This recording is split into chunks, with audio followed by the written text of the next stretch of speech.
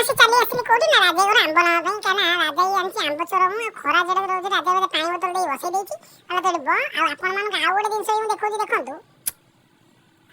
ବିଚରା ଲକ୍ଷ୍ମୀ ବାହାର ଥାଇକି ମନରେ ଭାବୁଥିବ କଣ ନା ମୋ ମାଲିକଟା ଶଳା ଯାଇକି ଭିତରେ ନିଜେ ଛାଡ଼ି ଥେଇକି ମୋତେ ଖରା ଠିଆକୁଛି ଭାଇ ସତରେ ଭାଇ ବିଶ୍ୱାସ କରେନି ଖରା ଯେଡ଼େ ଜୋର ହଉଛି ଗାଣ୍ଡି ଫାଟି ତିନି ଆଠଣା ହେଲାଣି ଆଉ ଆପଣମାନଙ୍କୁ ବି ଆଉ ମୋ ଚେହରା ଦେଖିଲେ ଆପଣମାନେ ଆଉ ଥରେ ଗୋଟେ ଜିନିଷ ଦେଖି ଚାଲନ୍ତୁ ଓ ଭଉଲ ତ ହୋଳି ଅଛି ମାନେ ଏଟା କଣ କରୁ ଆମ୍ବ ଭାଇ ଖରା ଦିନକୁ ଆମ୍ବ ଚଟୁଣି କରି ପଖାଳ ସହିତ ଖାଇବ କି ନିଦ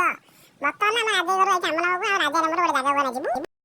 ବର୍ତ୍ତମାନ ଆସି ଆମେ ପହଞ୍ଚିଗଲୁ କୋଉଠି ନା ନବୀନ ନିବାସ ଘରଟି ଆଉ ମାନେ ନବୀନ ମାନେ ଘର ପାଖରେ ଏ ରାଜା ଘର ସେପଟେ ପଳେଇ ନବୀନ ମାନେ ଘର ପଳେଇଲାନି ଆଉ ଏଇ ଖୁସିରେ ଟିକେ ମୁଁ ମୁହଁ ଦେଖେଇଦେଲି ଭାଇ ସିନ୍ଦୁର ଫିନ୍ଦୁର ନେବି ନା ଟିକେ ମୁଙ୍ଗା ମୁଙ୍ଗା ଦେଖା ହଉଛି